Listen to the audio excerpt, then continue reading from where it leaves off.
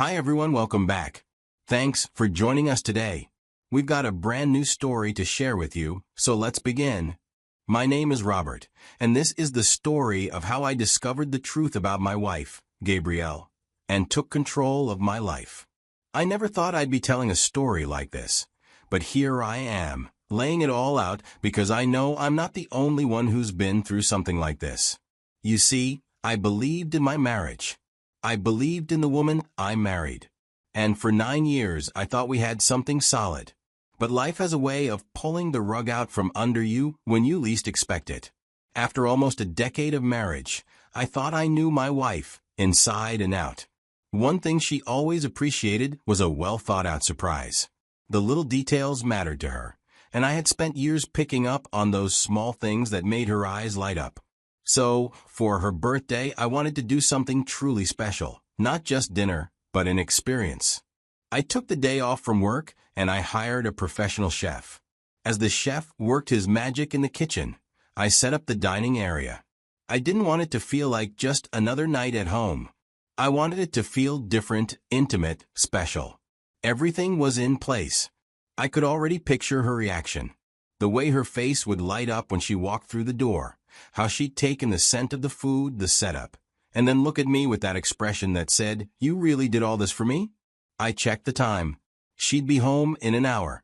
Everything was ready. What I didn't know was that my carefully planned surprise was about to turn into the worst night of my life. An hour passed, and Gabrielle still wasn't home. That wasn't normal. She was usually back around 6:30, sometimes 7 o'clock at the latest. I considered calling her, but that would ruin the surprise. So instead, I checked her location. Gabrielle and I had each other's locations shared on our phones. It was something we set up early in our marriage, just for safety, in case of emergencies. But she wasn't. Her location was pinging from a restaurant downtown. I wondered if her office colleagues or her friends decided to host her. But I needed to be sure so that she wouldn't eat so much that there was no space in her tummy for what I had prepared at home. I took a deep breath and called her. The phone rang twice before she picked up. "Hey, babe," she said, her voice calm, almost distracted. "Hey, you on your way home?" I asked, keeping my tone light. There was a small pause. Then she sighed. "Ugh, not yet. Work is insane today. I'm buried in reports, and it's looking like I'll be here late." I felt my heart drop. I knew she was lying. I was staring at her location. She wasn't at the office. She was at a restaurant, sitting at a table somewhere, while I sat at home, waiting for her with a carefully planned birthday surprise. But I didn't react. Not yet. I forced a small chuckle and said, "All right, no problem. I'll see you later then." The moment the call ended, I just stood there. 100 thoughts ran through my mind at once. What do I do now? I had two choices: trust her word or see it with my own eyes. Every part of me wanted to believe that this was just a misunderstanding, that any second now she'd call me back and tell me she was on her way home. But that call never came. So, I grabbed my keys and walked out the door. The drive to the restaurant felt like it took forever, even though it was just a few miles away. My mind raced through all the possibilities. I was overthinking this. When I got to the restaurant, it didn't take me too much stress to find her through the large glass windows. She sat at a small, intimate table for two. She wasn't alone. Across from her, laughing, leaning in close, was a man I recognized immediately, her colleague, the one she had introduced me to months ago at a company event. The way they looked at each other, it didn't look like two coworkers having a casual meal, and even if they were having a casual meal, why would she lie? Her office was far from this restaurant. It doesn't make sense unless there is something. She kept smiling like she was in a scene from a romance movie, but I needed one final confirmation. I pulled out my phone and called her. From my spot in the shadows, I watched as her phone lit up on the table. She glanced at the screen, and for a split second, my heart foolishly hoped she'd pick up. But she didn't. Instead, she sighed, silenced the phone, and placed it face down, allowing it to ring, as if my call was just a minor inconvenience. She turned her attention back to him, like I was nothing more than an interruption. Something inside me shattered. I didn't barge in. I didn't make a scene. I simply raised my phone, took a few quiet photos, and walked back to my car. I drove home in silence, feeling numb, empty, and completely lost. I don't remember how long I sat staring at nothing in that dark living room. I was angry, but more than that, I was lost. What was I supposed to do? Confront her? Pretend I hadn't seen anything? I needed to talk to someone who could give me a clear perspective, because at that moment, my thoughts were scattered. So I picked up my phone and called Daniel, my best friend since college. If there was one person who would tell me the truth without sugarcoating it, it was him. The second he picked up, he could tell something was off. "Rob, what's wrong?" he asked, concerned. I hesitated, but then it all spilled out. Daniel was quiet for a moment. Then he sighed. "Man, I hate to say this, but it's not looking good." "Listen," he said, his tone serious now. "You can't just sit on this. You need to know exactly what you're dealing with before you make a move. What if this has been going on longer than you think? What if there's more to it than just one dinner?" I ran a hand over my face, exhausted. "So what do I do?" "You need a private investigator. Someone who can get you the facts, the full truth. That way, when you confront her, you'll have everything in your hands. No room for her to lie or twist the story." Daniel added. When Gabriel finally walked through the door, it was past 10 p.m. I just sat there, staring at the untouched dinner on the table. The candles had burned low, casting long shadows across the plates of food that had gone cold hours ago. I had imagined this moment so differently. Instead, she stepped inside, sighed heavily, and dropped her bag near the entrance. She ran a hand through her hair, looking exhausted, then met my gaze with a practiced frown of regret. "Babe, I'm so sorry," she said, her voice thick with forced guilt. "Work was a nightmare today. The deadline was moved up, and I had no choice but to stay. I hated missing tonight." I sat there, listening, watching. It was all so perfectly rehearsed. The same woman I had loved for years was standing right in front of me telling a lie, without so much as a flicker of hesitation. I just nodded, swallowing the anger that burned in my throat. "It's okay," I said, keeping my voice steady. "I know work gets crazy sometimes." She walked over and pressed a kiss to my cheek. I wanted to pull away, but I didn't. Instead, I forced a small smile and told her I had saved some of the food if she was hungry. She shook her head, saying she was too tired to eat. Another lie.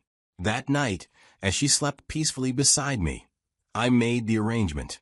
I set up to meet with a private investigator the next day.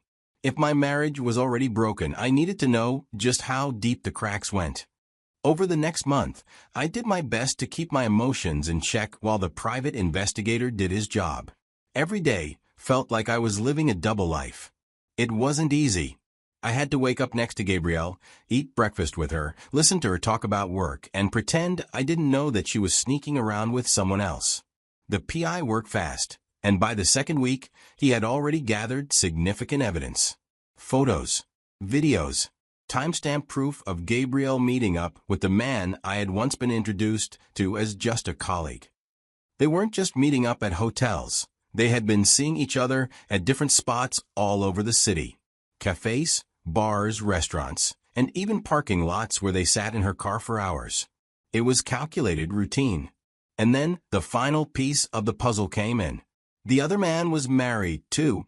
His wife had no idea that while she was home taking care of their family, her husband was out sneaking around with mine. The irony was painful. Two people breaking their vows, living double lives, and lying to the people who trusted them the most.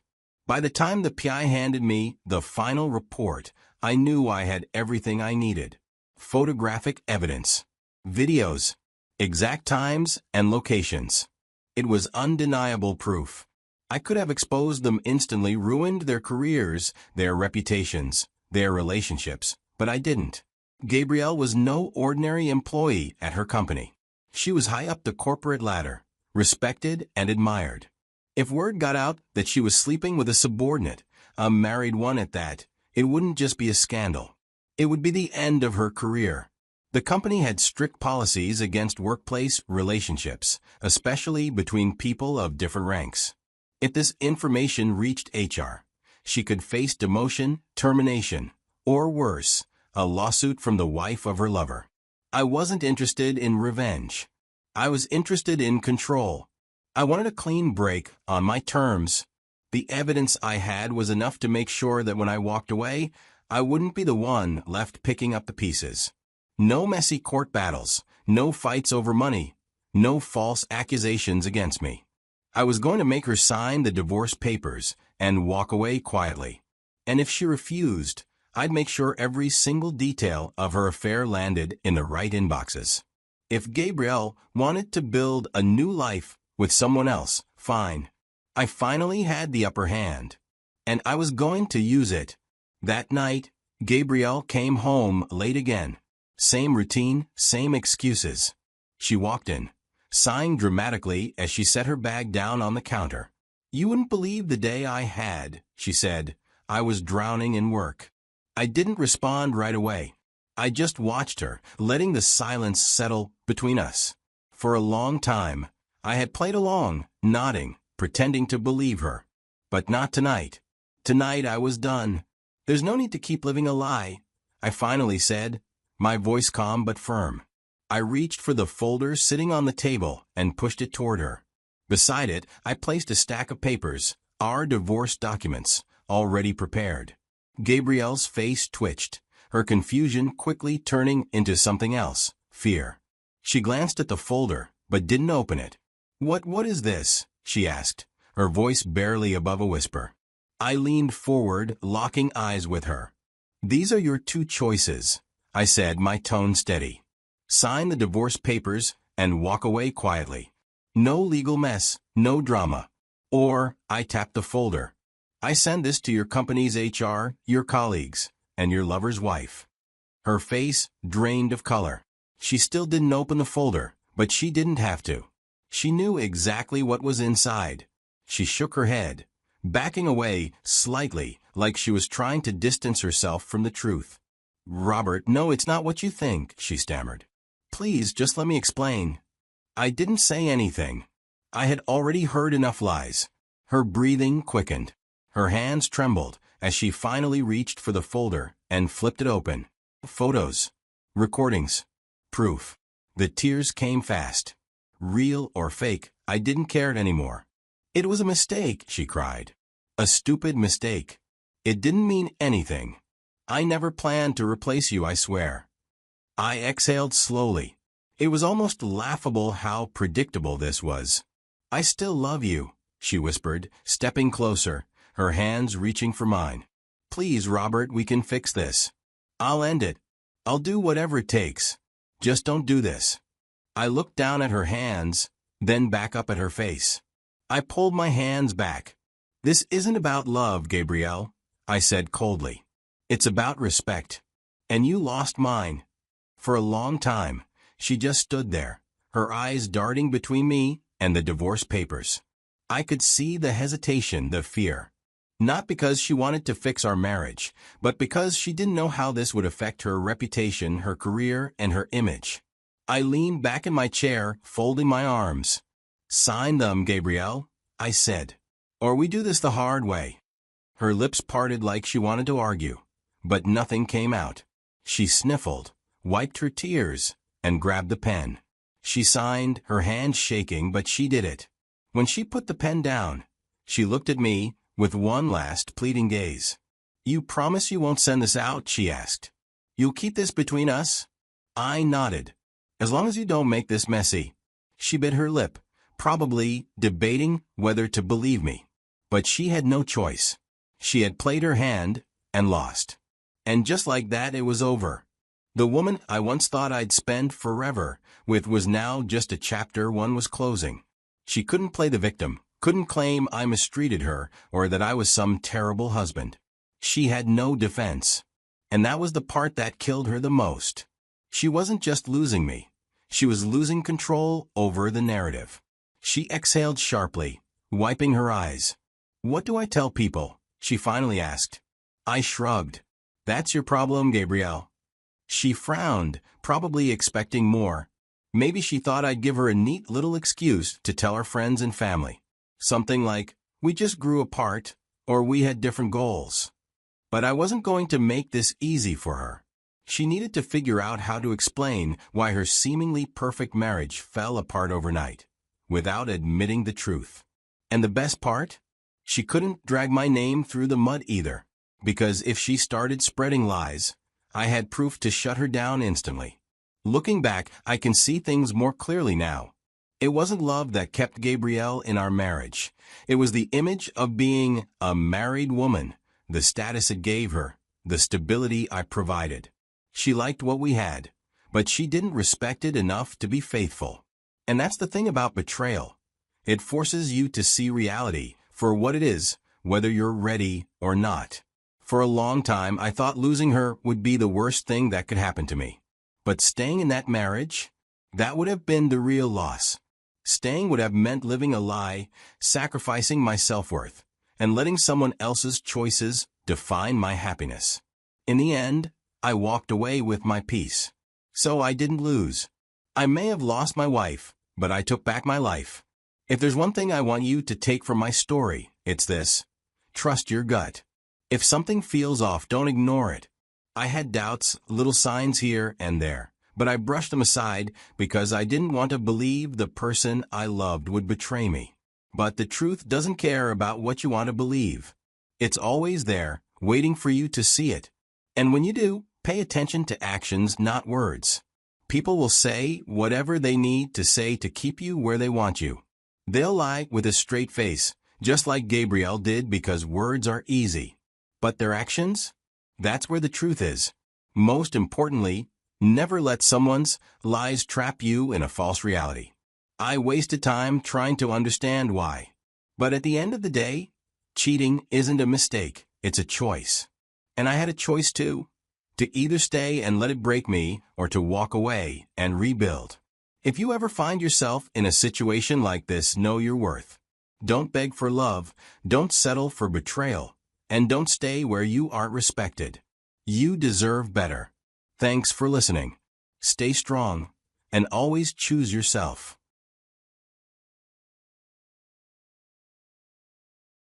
Hi everyone, welcome back.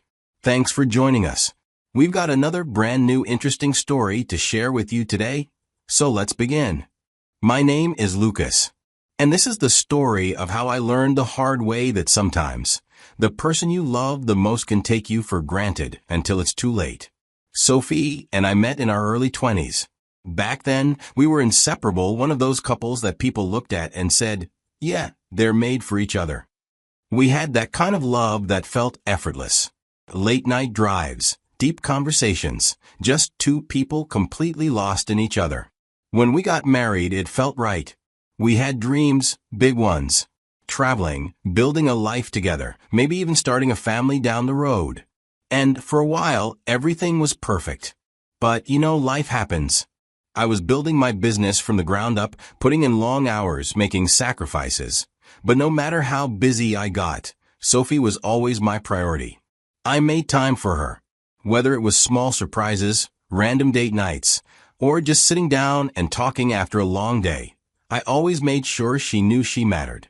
And at first, she appreciated it. She was proud of me, supportive, and my biggest cheerleader. But slowly she started changing. At first it was little things, complaining that she wanted more me time, saying she needed to focus on herself. And honestly, I supported that. We all need space to grow. But then it became something else. She started talking about putting herself first, and at first I thought she meant self-care, like working out, reading more, and doing things that made her happy. But that's not what she meant. What she really meant was doing whatever she wanted, regardless of how it affected our marriage. She stopped trying. She didn't care about our plans. She barely even asked about my day. But at the same time, she still expected me to treat her like she was the most important person in the world. It was like she wanted all the benefits of marriage without having to actually be a wife.